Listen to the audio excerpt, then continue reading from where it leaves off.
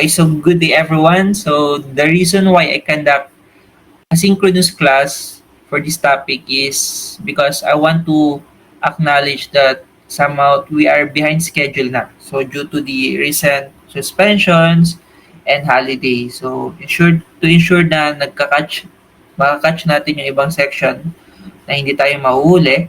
So I will be recording our lecture na lang para meron kayong activity for this week. And even before magkaroon tayo ng klase next on Wednesday ba, or next in-person meeting, we can catch up and we can just continue the lecture 3 na. So yung lecture, kasi lecture 2 ito, so we need to start discussing na din yung lecture 3 para makasabay tayo dun sa course plan natin sa schedule. So we can also, with this setup, we can eliminate the additional in-person makeup na I think mas better sa part ninyo, mas convenient din yung ganito na lang ng mode so that kapag walang mga suspension or holidays, automatic face-to-face tayo. So additionally, since I'm a new employee here or new faculty member, so nagpa-participate din ako sa several orientation sessions. So from time to time, may possibility na kailangan ko umattend dun sa mga session na yon, and then mawawalan na naman tayo klase. So ilang weeks na ba yung nawala? Kasi una, di ba, nagkaroon tayo ng yung departmental meeting and then nagkaroon ng holiday and suspension. So 3 weeks na. Puro lagi tayong asynchronous and parang one time pa lang tayo nag-meet. Okay, so in order for us to facilitate and hindi tayo mahirapan mag-catch up and magkaroon ng face-to-face classes, make-up classes, so we'll be just doing this one. Okay, so going back to our discussion, so nandito na tayo sa compound interest. Last time, ang na-discuss pa lang natin is yung simple interest, wherein yung calculated interest value natin is based on the principal only. But here, since ito yung usual na ginagamit in practice, yung compound interest, where yung lender want an interest value or yung interest na kailangang mabayaran is based dun sa amount which is due at the end of the year. So nagbabago-bago yung kailangan bayaran kapag nagkaroon tayo ng compound interest, because we have also the interest rate. So unlike dun sa simple interest na yung basis natin is just the principal value all throughout, yung interest na ina-add natin per period is the same. So for compound interest naman, yung value na ina-add natin per end of year or per end of period ay nagbabago. Say for example, here for first interest period, year 1, yung basis natin is yung principal muna. So at the end of the first year, yung magiging future worth natin or yung obligation, yung kailangan nating mabayaran is naging T1 plus I na. Ngayon for the second year, ito na yung magiging basis, hindi na lang yung principal. Ngayon yung value na to, ito na yung magiging basis natin kung saan multiply natin yung value ng interest rate para makuha yung panibagong interest earned during at the end of the second year. Now, the total accumulated value now is the amount at the end of first year plus yung interest na na-earn natin sa second year, yun na yung magiging future worth at the end of second year. So, after that, ganun din yung process sa mga susunod or succeeding years until dun sa last payment natin na yung formula is simplified na lang as yung principal value and then 1 plus I and raised to n. So, as you can see, from your mathematics during your senior high, na-discuss naman ito sa inyo, you're already familiar with this, na kapag compound interest, yung series natin dito is naka-exponential. Unlike dun sa simple interest na linear lang, so parang nag-plot ka lang ng isang triangle sa x and y, and then meron kang straight line, so kung ano yung interest value mo all throughout, yun na din yung value na kailangan nating i-add hanggang sa matapos yung payment period natin. Unlike dito sa compound interest, exponential siya. So varying per end of compounding period, yung kailangan mong bayaran. So yung simple interest, this is usually used for short-term loans or auto loans and some personal loans for very straightforward solution, or kapag sa mga kaibigan mo lang, so kapag mangutang ka, so para hindi natin pahirapan yung calculation, so simple interest na lang. But for general use, especially in saving account, investment, and loans, what we are using is the compound interest, especially for mortgages and student loans. So yan lang naman yung difference. Of course, yung formulas, we can see the method of analysis for these different methods ay magkaiba nga. Now, what are the formulas that we are going to use for a compound interest, or yung tinatawag din natin na single payment factors? So for the compound interest, of course, kailangan natin yung principal worth and then i-multiply natin siya ng 1 plus I raised to n. Natatawagin natin siya as a single payment compound amount factor.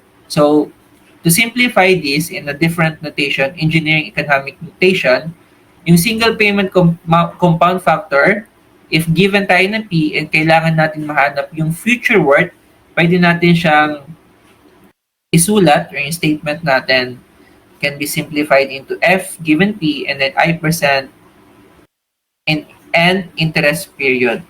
Now, baliktarin natin. Ang hahanapin naman natin is yung principal given tayo ng future worth.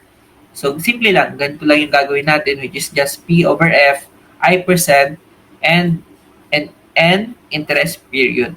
The formula is just the reciprocal of this one, yung nasa yellow na box. So, reciprocal lang natin siya, or lipat natin dun sa kabilang side ng equation. So, kapag nilipat natin ito, yung nasa yellow na to, on the left side of the equation, so magiging divisor na siya, di ba?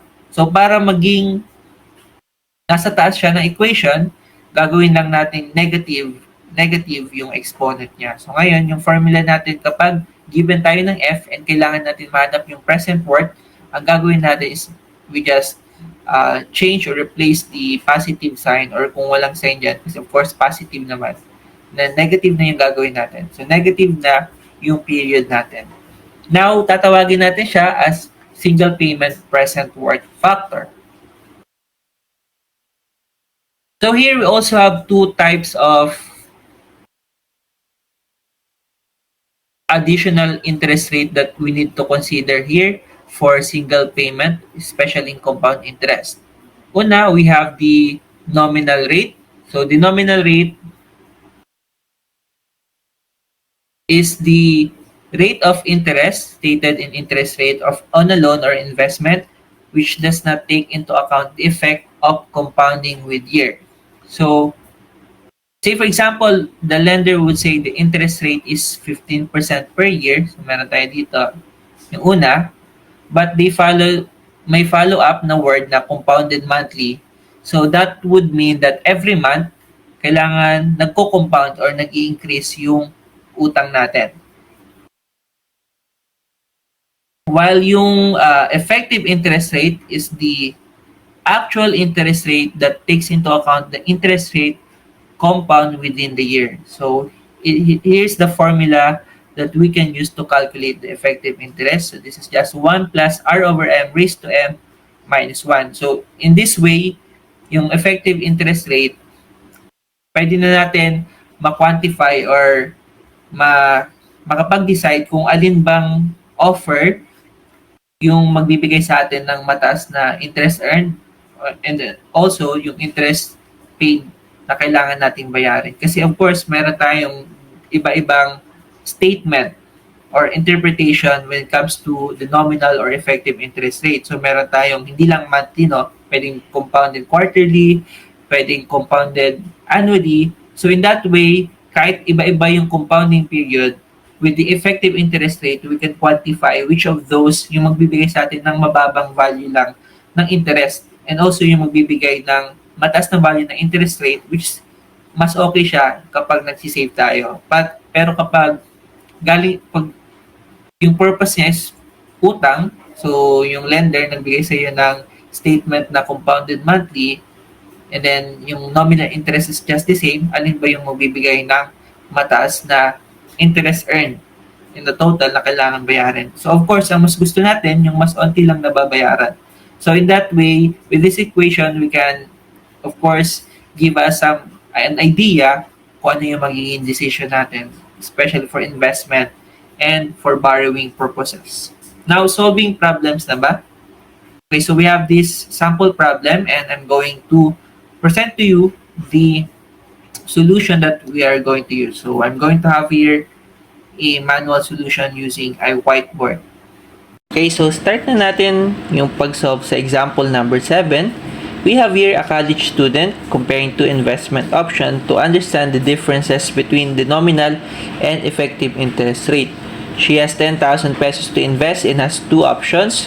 First, the investment A, which offers a nominal interest rate, given tayo ng nominal interest rate of 12% but followed by compounded quarterly. And for investment B, which is also at 12% but compounded monthly. Now, Jane wants to determine the interest rate per period for each investment and also the effective annual interest na meron na tayong formula for each investment and the amount of money she will have at the end of 1 year for each investment. Okay, so list down na natin yung given sa problem. Given tayo ng P, which is also 10,000. So, yung sinisolve muna natin is yung example number 7. So, example 7, and also given din tayo ng nominal rate for compounded quarterly and another 12% compounded monthly. And we need to solve for the value of the interest rate per period and also the effective interest rate and the amount of money at the end of 1 year. So this is both for A and B. We need to solve also for this value for investment B in order for Jane to select which of these two provide us the best investment value. So the way that we can decide or compare which of these two is the most beneficial or good investment is through calculating the effective interest rate and also the future accumulated value at the end of 1 year. So what we need to do in order to solve for this, we are given already the formulas for compound interest, and the first thing we need to solve is the value of the interest rate. Ngayon, unahin na natin yung kay option A or investment A. So, for the first investment,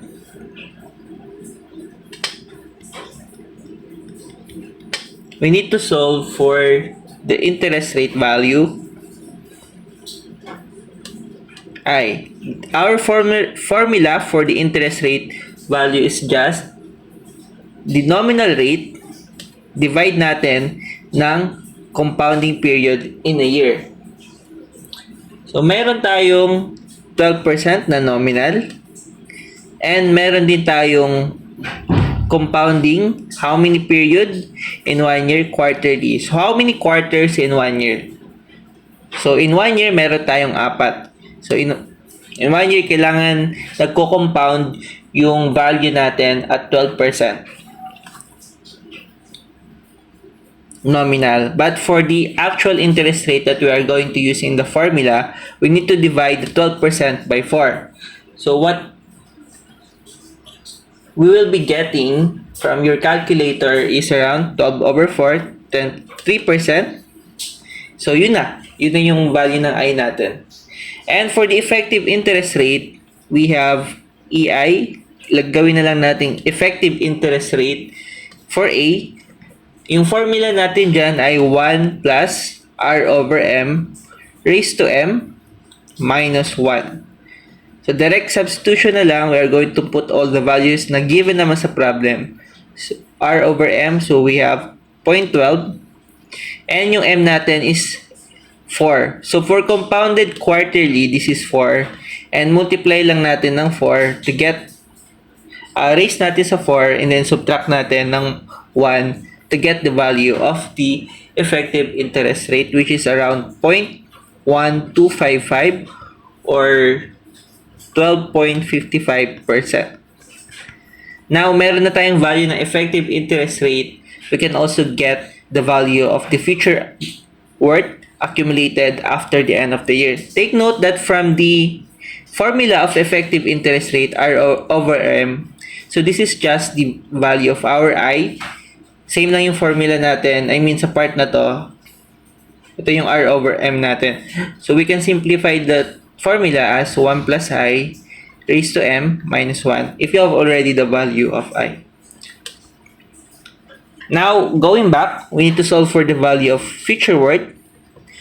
And this is a single payment factor wherein given tayo ng principal and then we just multiply it by 1 plus I raised to N. Take note na yung N dito is yung MT. MT na siya. Where M is the number of compounding period per year. Number of compounding period.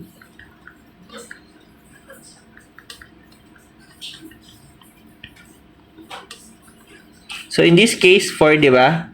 And yung T natin is the number of years. So, for this case, 1 year lang. So, we just multiply 4 by 1. So, automatically, 4 yung makukuha natin. In order for us to get the value of P, yung principal na 10,000, 1 plus I, given na tayo ng I, na-solve natin, which is 3%, dapat naka-decimal siya, which is 0.03. And then, raise na natin ng N, which is 4 times 1, or 4. We can get the value here of what value? So, from calculator, we can get a value here of 11,255.09. Am I right? Ito din yung na-solve ninyo. So, ito yung sagot natin for option A. Now, meron na tayong values for option A. We can now calculate also for option B for us to compare na kung ano yung mas better option. Option B, same lang yung process, but the difference is yung M na gagamitin natin is iba na. So, instead of 4, 12 na yung gagamitin natin, but the nominal rate is just the same, which is 12%. So, we can calculate now the value of the interest rate, which is just R over M. And yung R natin is 12%. Divide natin ng M, which is 12. So, what we can get here is around, of course, 1% na lang. Meron na tayong interest rate, we can now solve for the effective interest rate. So, the effective interest rate, the formula here is 1 plus R over M raised to M minus 1 or 1 plus I raised to M minus 1. Now, we have the I value which is 1%. We need to convert it to decimal form which is 0.01. And then raise natin sa number of compounding periods in a year for compounded month T. So, this is 12 minus 1. What we will be getting here is approximately 1.268. And if we convert it into a percent, ang makukuha nating sagot ay 12.68%. Ayan, meron na tayong EIR. Now, we can also solve for the amount of money after 1 year. So, the amount of money after 1 year is just the formula FB is equal to 10,000. And then, 1 plus I, 0.01. And then, yung N. So, we only have 1 year. Multiply lang natin ng compounding period which is 12. So, 12 lang yung ilalagay natin dito. So, we have 12 here. And the value of the future worth for the investment B is around how many? So, we have 11,268.25 pesos here. Now, the best way that we can compare is to get the value of the future worth, and then we can compare now which of these two gives us the best or higher amount accumulated value of investment after 1 year. Now, to compare these two, we have 11,255 for option A and 11,268 for option B. So which do you think is more better? Yung mas mataas yung value ng F. So therefore, Jane should choose investment B as it has higher effective interest rate as well. So yung 12.55 and then ito 12.68. So mas mataas nga yung option B kahit yung effective interest rate. So yung effective interest rate is also a measure to get which of those nominal values and then different compounding period yung magbibigay sa atin ng mas mataas na interest earned after some time. So, aside from the future worth value, kahit lang yung EIR or yung effective interest rate, pwede natin magamit to compare which of those options that we need to consider yung pipiliin natin. So, for now, to compare also the future worth value, of course, mas mataas ng 11,268 as compared sa 11,255 ng option B. So, yung final na natin, recommendation, Jane should choose investment B. So, slightly higher na mas mataas yung accumulated amount after 1 year.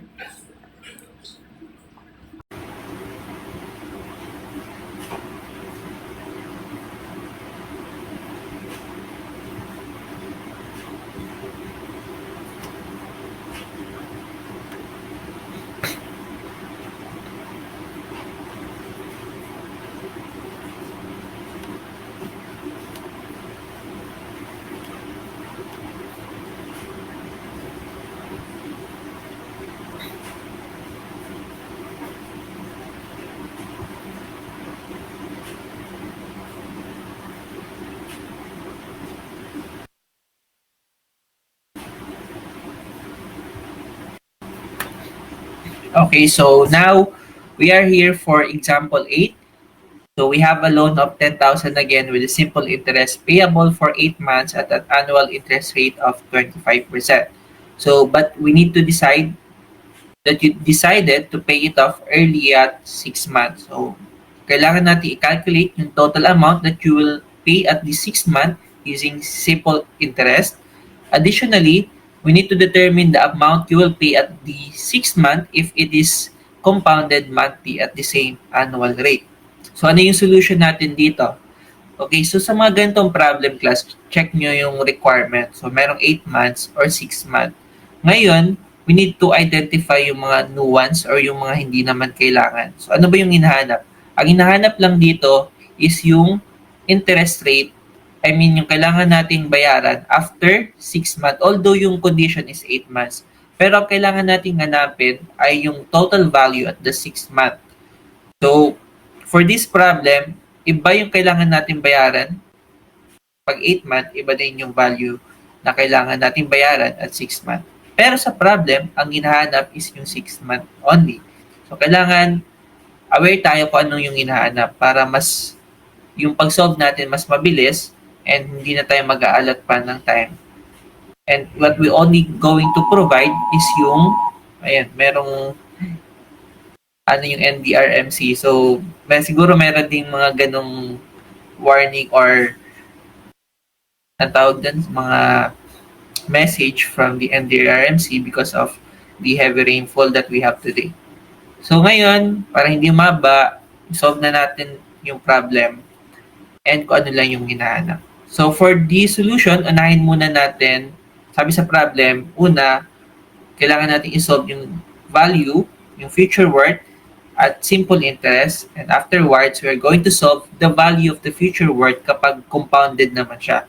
So for this problem, given tayo ng 10,000, simple interest, 25%, and yung period natin is 6 months, kailangan natin siyang gawing annual. Di ba ganyan yung process na ginagawa natin? Even if it's days, kailangan natin siyang i-convert into an annual period. Now, the compound interest is 25% compounded monthly. So, of course, kapag merong ganyan, na meron tayong 25% pero associated yung word na compounded monthly, ang binigay sa atin dyan ay yung nominal. Yung nominal rate ang binigay. Now, for the value of the period, same lang, 6/12. Kasi monthly, di ba?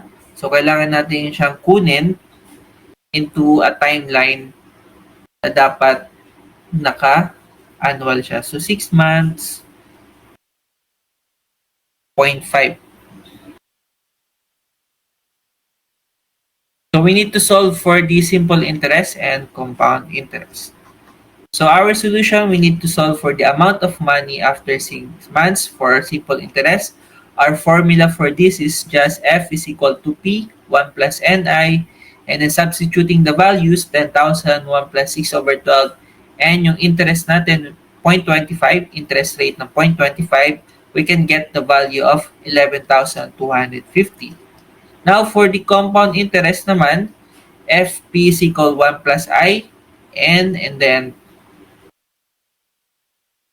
yung value natin na 10,001 plus R over M, 0.25, divide natin ng 12, and erase natin siya ng M times T. So, ilan yung T natin? Half year, di ba? So, dapat 0.5. And then, kailangan natin i-multiply ng, ng 12 kung ilan yung compounding period natin, which is yung M na tinatawag. So, M is equal to 12, and then multiply natin kung ilang years. So, given sa problem, kailangan niyang bayaran at the 6 month. So, this is half of a year. And that half of the year is equivalent to 6/12 or 0.5, and multiply natin sa 12. So, what we can get here, the total value of the future worth is 11,316. So, you need to correct the given. Medyo mali siya. So, dapat ang N natin dito is 6/12 times 12. So, yun. So, 0.5 times 12. Kailangan natin siyang i-multiply ng M. So, yun nandito is just T pa lang. So, dapat para makuha natin yung N, T times M. So, tandaan nyo na yan.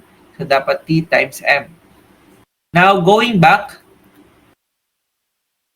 the value that we get from the compound interest is 11,316.94. And therefore, for the conclusion, in both cases, paying off the loan earlier, of course, will reduce the total amount that you need to pay instead of the 8 month. Kasi kapag 8 month, multiply natin ng 8 to, 8 yung lalagay natin dito. So, mas mataas yung makukuha natin. So, common sense na lang na kapag mas mataas yung time na kailangan nating bayaran, mas mahaba yung time, palugit, so mas madami din yung value, yung amount na ma-accumulate after that period. So, as early as possible, kailangan bayaran natin lang mas maaga para mas onti na lang yung babayaran natin if it's either simple interest man or compound interest. So, but the reduction is more straightforward in linear, in simple interest. So, this is just a constant sloping. So, yung value natin is based, of course, doon sa principal lang natin. And for the compound interest, the calculation, of course, involves exponential growth. That's it. Question. So, kung may question kayo, pwede nyo i-raise during our face-to-face class. Now, so we have example 9 and example 10. So, for example 9, we need to find the nominal rate, which if converted quarterly could be used instead of 12% compounded monthly. So, what is the corresponding effective rate? So, what is the corresponding effective rate? Una, ano ba yung hinahanap sa problem, no? Parang nakakalito. Kasi sa una daw, find the nominal rate. Kung saan, pag naging quarterly siya, pwede natin siyang magamit instead of 12% compounded monthly. Ngayon, ano yung magiging effective rate kapag nakuha na natin yung nominal rate na converted quarterly, yung compoundment? Now, ngayon, ang procedure natin dyan para ma-solve yung problem, kailangan natin i-equate yung effective interest rate given tayo ng 12% compounded monthly sa effective rate ng unknown na R and then compounded quarterly. So, to illustrate that with our equation, what we're able to get is we let the R as the unknown nominal rate for the quarterly compounding. So, for the two or more nominal rates to be equivalent, we need to of course, i-equate natin yung effective interest rate na quarterly, equivalent siya sa effective interest rate monthly. So, ano ba yung makukuha natin? First, kailangan muna nating ilagay yung mga formula for the effective interest rate for quarterly. So, we have 1 plus R over 4 raised to M, which is 4 for compounding quarterly. So ngayon, wala tayong value ng R kasi nga yun yung hinahanap. Ano yung magiging nominal rate kapag converted yung compounding quarterly, so instead of 12% compounded monthly. Now, for the effective interest rate for monthly, this is very straightforward. So meron naman tayong nominal rate na 12% and divide natin ng 12, raise natin ng 12, minus 1. Ngayon, solve natin silang equivalent. Sabay natin silang ilagay sa equation. So, on the left side, the effective interest rate for the quarterly and the effective rate on the right side of the equation for the compounded monthly. Ngayon, both of these equation, merong minus 1, magkakancel lang yung dalawang yan. Therefore, ang matitira na lang is 1 plus R over 4 and then 1 plus 12 over 4. Ngayon, ang ginawa, so wala na yung minus 1, di ba? Ngayon, ni-raise niya sa 1/4. Kasi yung pag-raise natin sa 1/4, parang fourth root. Kukunin natin yung fourth root ng equation. So, raising it with an exponent of 1 over 4 or kunin natin yung fourth root ng both sides of the equation, what we are going to get is 1 plus R over 4 kasi na fourth root na natin to exponent na raised to 4. And dito, ang mangyari, yung exponent na to, multiply natin ng 1/4 and yun na. Yun na yung makukuha nating simplified equation. And then, since yung R na to is just single value, I mean, wala siyang exponent, automatically, yung root na makukuha natin is only 1 na lang. Okay, so, using our calculator, what we're going to get here is around 0.1212 or if we are going to multiply it by 100%, we can get a 12.12% compounded quarterly. So, ito yung nominal rate na kapag compounded quarterly will provide or produce similar amount of effective interest rate as kung 12% compounded monthly siya. Ngayon, let's continue kung ano yung hinahanap sa problem. So, we need to solve for the corresponding effective rate given tayo ng nominal rate na 0.1212 compounded quarterly. So, kulang. So, we need to solve for the effective interest rate. So, ngayon, kailangan nating i-substitute yung value na to. Although, yung value na effective rate na to is just dapat same siya dito sa EIRM and yung value ng effective interest rate quarterly ay dapat same din sa value na to. Kasi in-equate natin siya. So, dapat same yung makuha. Okay, so we need to solve that using yung pen na lang siguro. So, I will be back using the pen to solve for the effective interest rate. So, 1212.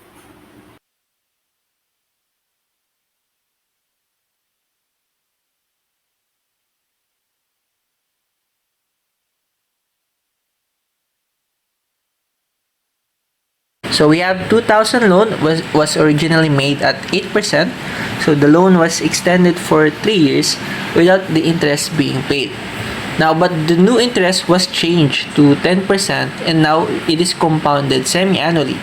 So how much should the borrower pay at the end of the 7th year?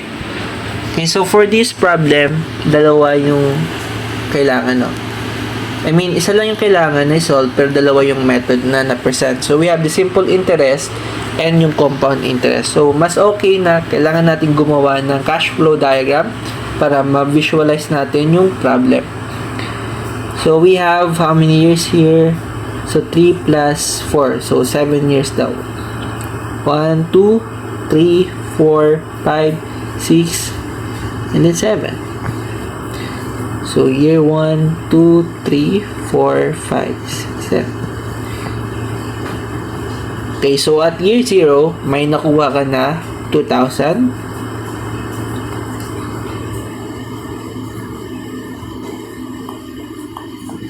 And at the end of 3 years, kailangan mo nang mabayaran yung utang mo. So, kailangan natin mahanap yung future worth. And the interest rate is 8% for... Okay, so mali na. So, nasa 4 pala.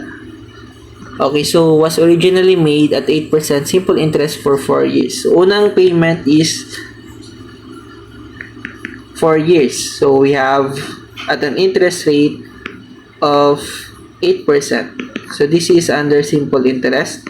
So, the formula that we will be using there for this one is under simple interest. Now, extended tayo ng another 1 year, 3 years. Extended ng another 3 years para mabayaran mo completely. So, na-extend yung utang, so hindi ka muna nagbayad at the end of 4th year. Pero ngayon, binago na ni lender yung condition. So, instead of simple interest, gagawin ng compounded semi-annually. At a new interest rate of mas malaki na agad, which is 10% na. So, now we need to solve for the total accumulated value after the extended period. So, yung process natin dito to solve this problem, una, solve muna natin yung magiging future worth kapag simple interest. So, for simple interest terms, yung magiging future worth niya is just the principal and then 1 plus, ano yung formula natin for simple interest? 1 plus n I. Okay, so director lang yung formula natin dyan. So, F1 is equal to P, which is our principal value, 2,000. And 1 plus how many years? 4 years lang yung simple interest. Multiply natin ng interest rate na 0.08. I hope you're following me. So, using your calculator, 2,001 plus 0.08 times 4, what we're be able to get is around 2,440.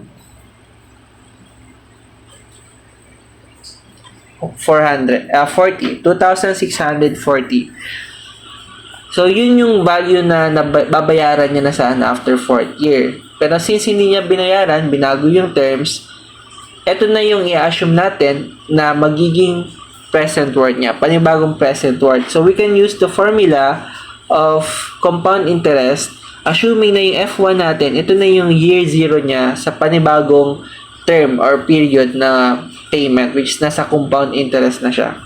Ngayon, so for compound interest, we need to solve for the final amount, which is F1. Ito na yung maging present worth natin, and then move natin to the right para makuha natin yung future worth. So, this is 1 plus I. Ngayon, instead of Ni, magiging exponent na yung N natin. So, the final value will now become 2,640, 1 plus I 0.08 compounded semi-annually. So, dapat yung I natin is equal to R over M. And yung N natin dapat maging T times M. So, 0.08, divide natin ng 2, and then yung year natin is N. So, M semi-annually, and then the number of years is 3. So, ito lang yung magiging period natin, 3 years, kasi nandito lang yung portion natin or part na naka-compound interest siya. So, ngayon yung final payment natin will now become around 3,537.85. So, I hope ito din yung nakuha yung sagot by solving this problem. So, you can try solving problems as much as possible. I mean, as much as you can. So that for you to practice na din or mas familiarize ninyo yung compound interest. So, this is part of the board exam. So, you have, 3 years from now, makakapag-board exam ka pa. So, if you have a lot of problems na encounter regarding this, so, maging core memory mo na. So, maging part na siya, mahirap ng kalimutan. Anyway, let's move forward to another problem na kailangan nating i-solve or another concept na pala, which is the economic equivalence. So an equation of value is obtained by setting the sum of the values on a certain comparison or focal date of one set of obligations equal to the sum of the values on the same date of another set of obligations. So ano ba to? So ibig sabihin niyan, meron tayong iba-ibang value ng future words, and in order for us to make a decision or assumption kung ano yung magbibigay sa atin ng better value, kailangan nating iset yung mga values na to, different value. It can be an installment or a lump sum. Ano ba yung mas better para sa atin, no? Ano ba yung mas magbibigay sa atin ng mas maraming gain? Ito ba yung installment or kapag lump sum na lang? So yung mga values na to, para maging equivalent siya, kailangan natin siyang i-move or i-translate dun sa same na focal point or same period.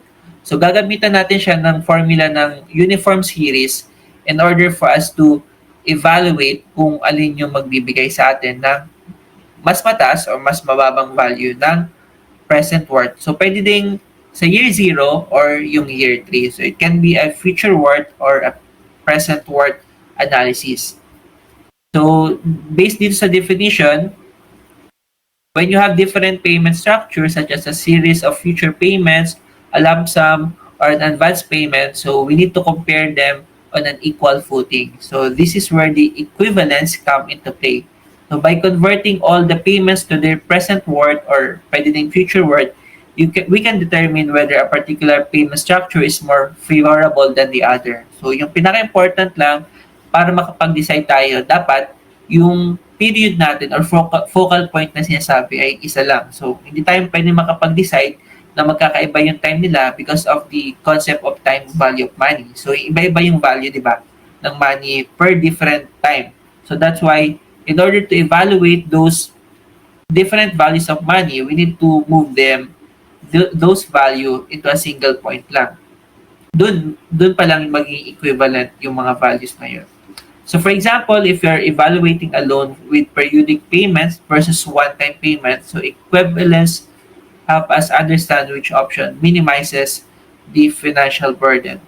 So say for example, this number 11, a man bought a lot worth 1 million if paid in cash.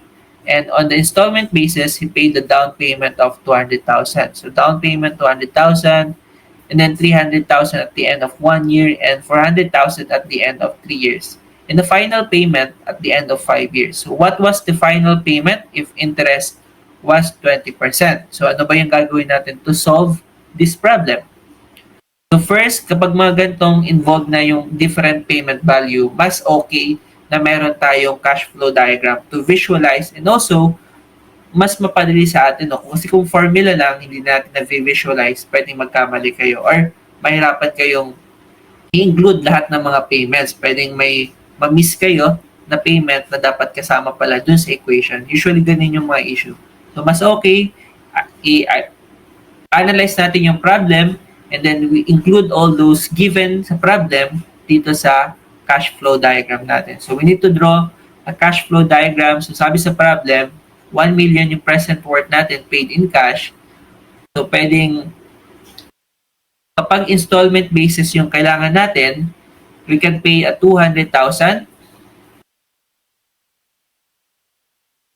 And then 300,000 at the end of 1 year, 400,000 at the end of 3 years, and the final payment of end of 5 years. So what was the final payment of interest was 20%. So kapag installment basis, pwede niyang mabayaran yung lot na yon ng 200,000. Meron siyang down payment, and then after 1 year, pwede niyang nabayaran ng 300,000 and 400,000, and then yung final payment. So sa tingin nyo ba, class, kapag pinag-add natin yung 200,000, 300,000, 400,000 in Q, mag-equal na siya sa 1 million. Parang di ba sasabihin natin, 200 to 500, so 900. Ang kailangan na lang niyang bayaran is 100,000 para mabayaran lahat. Pero, because of the concept of time value of money, of course, yung future worth nitong 1 million is different na after 5 years.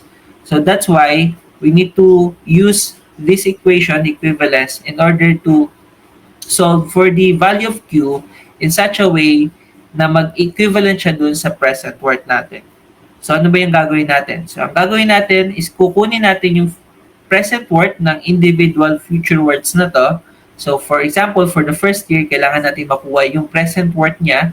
And then for the third year naman, yung 400,000, kailangan niya makuha yung present worth plus ito naman yung magiging present worth ng Q natin at the end of the fifth year.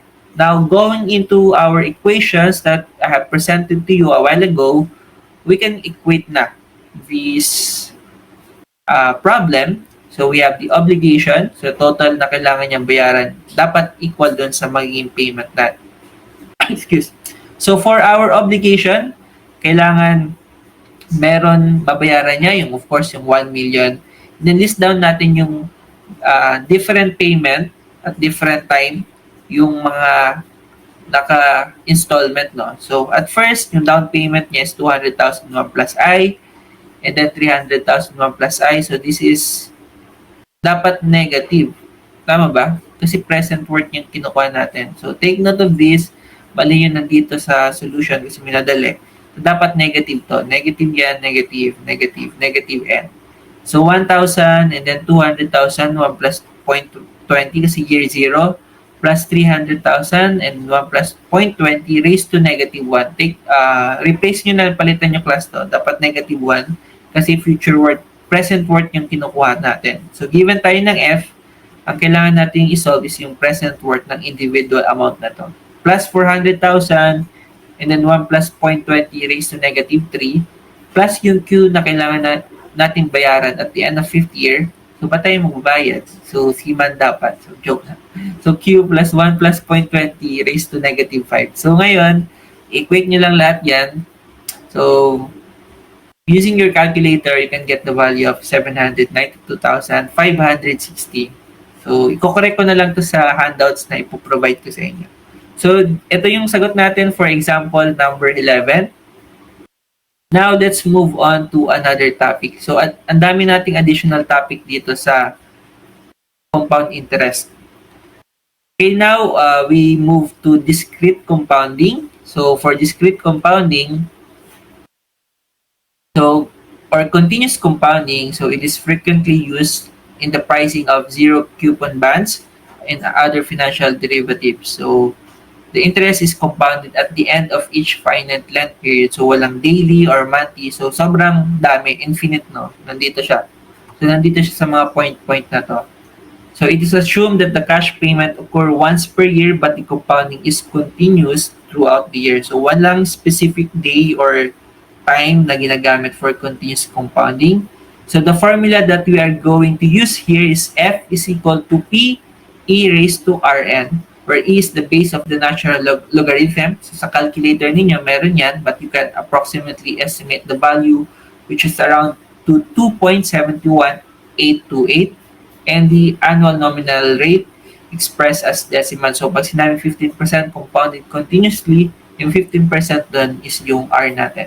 And yung N natin is the number of years of money invested or borrowed for. So, yung N automatically, ito na yung year lang natin.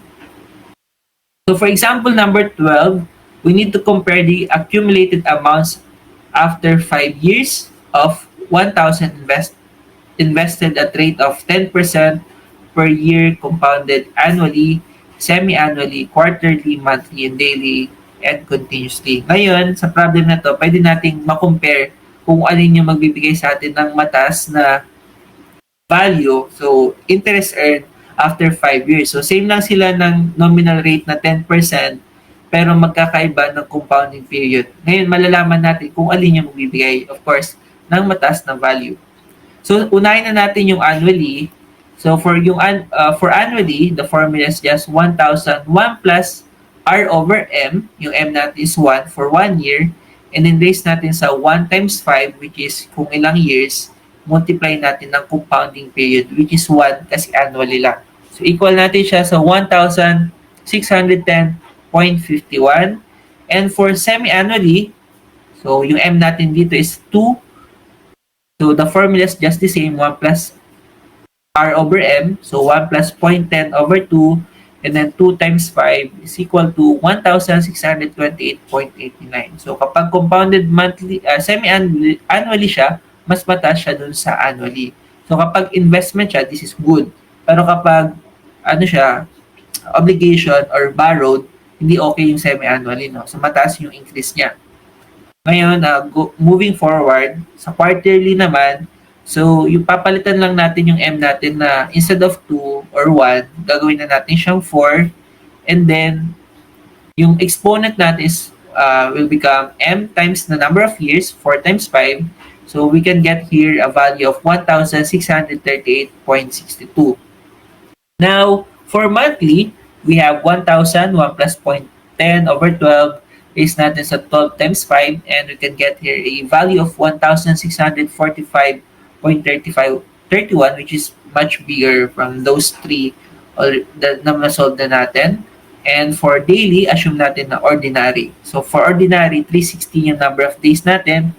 So raise lang natin sa 360 times 5, we can get a value of 1,648.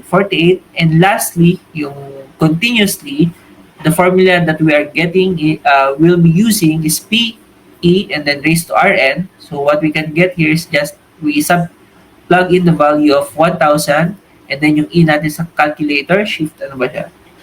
So sa calculator natin, this is shift LN. Kasi LN, kapag click nyo yung LN, LN yung makuha natin. So para makuha natin yung E or yung orange na sa calculator ninyo, so shift natin sa E, and then saka natin input yung nominal interest rate natin na naka-decimal na 0.10, and then multiply natin ng number of years, which is 5. So makukuha natin dito is 1,648.72. Tama. So yun yung nakuha natin. Okay, so if we're going to compare the values that we're able to solve using our calculator, makukompare natin na mas mataas yung nakukuha kapag continuously, but this is very close na dun sa ordinary. But if we have, of course, different value of principal and different value of interest rate, mas magiging malayo yung differences ng makukuha natin sa future world. So since we have only the 1,000 of principal interest, 10%, medyo magkakalapit, but the merong significant na differences between these different compounding period when we are talking about the compound interest.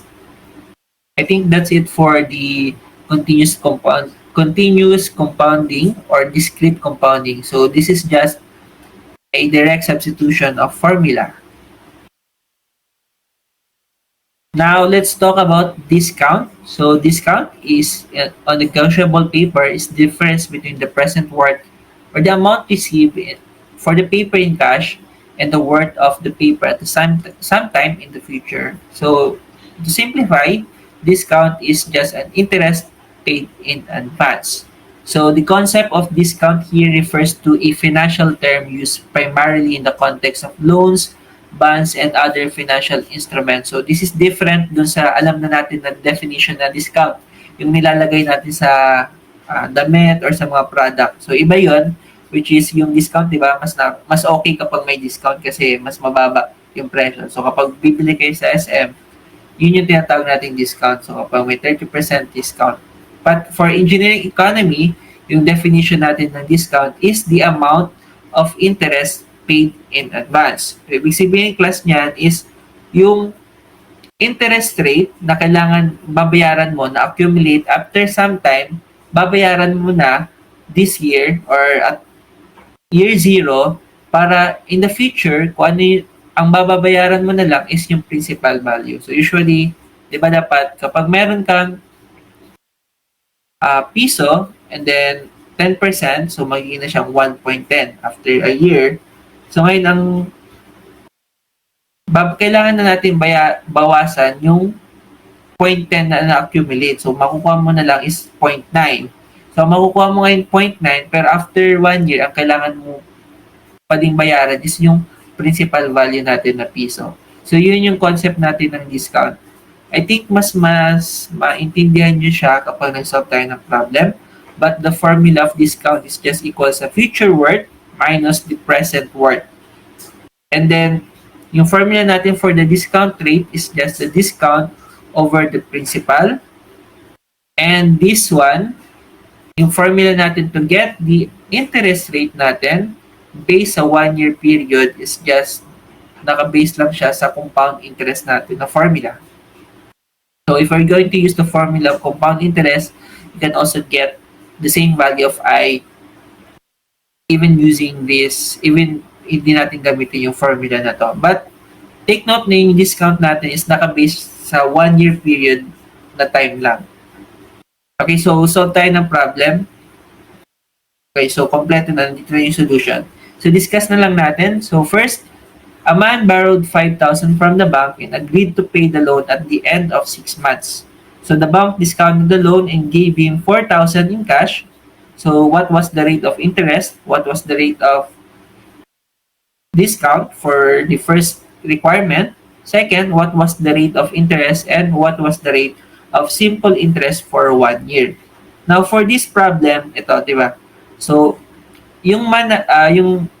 okay, so may isang man na nag-borrow, say for example, ako na lang. So nagutang ako ng 5,000, pero binigay na lang sa akin ng banko is 4,000.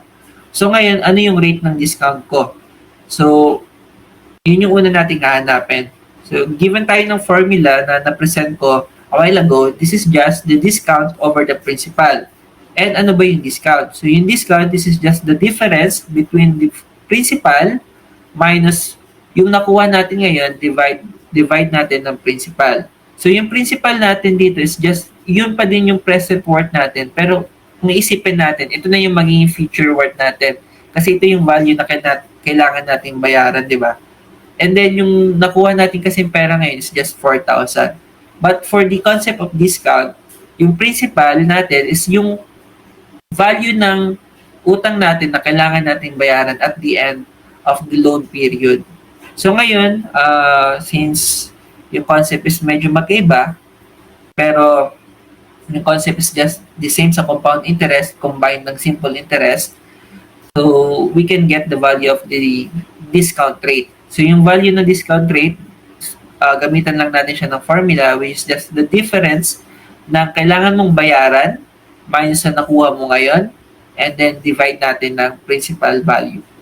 So using our calculator, ang dapat na makuha ninyo ay 0.20, which is equivalent sa 20%. Now, to solve for the rate of interest rate, the rate of interest rate, so parang paulit-ulit yung rate na. Ba't mo i-rate? Anyway, I'm just joking. So, solve natin yung problem. Meron na naman tayong formula dito. So, we have d over 1 minus d. So, yung d natin dun sa nakuha natin sa part A, lalagay lang natin dito sa formula na d over 1 minus d, which is 0.20. Divide natin ng 1 minus 0.20. And ang makukuha natin dyan is 0.25 or equivalent sa 25%. So sabi ko nga na pwedeng natin magamit din yung formula natin sa compound interest. I-assume lang natin na yung future worth natin is yung 5,000 na, and yung value ng present worth natin is kung ano lang yung nakuha natin. And then 1 plus I raised to 1 year. So for discount, 1 year lang yung kinoconsider natin or 1 period. Ngayon, using your calculator again, dapat ang makuha ninyo ay 0.25 or 25% din.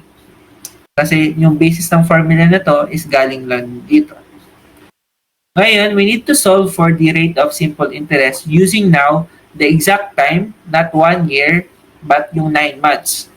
So, kailangan na natin siyang isolve given tayo ng P natin is 4,000. So, in reality kasi, di ba, yung P na yun talaga yung pinaka-present worth ng value natin, which is 4,000. And yung interest rate natin kapag simple siya, simple interest is just I over PN, di ba? Yung formula natin dyan is I over PN. So, substituting the values, we have the principal, the interest rate natin is 1,000, which is 5,000 minus 4,000, or yung discount natin. And then, divide natin ng 4,000, multiply natin ng 9 over 12. So, using your calculator, what you can get from those values is 0.333 or just simply 33.33%. Tama? So, yun dapat nyo makuha ninyo.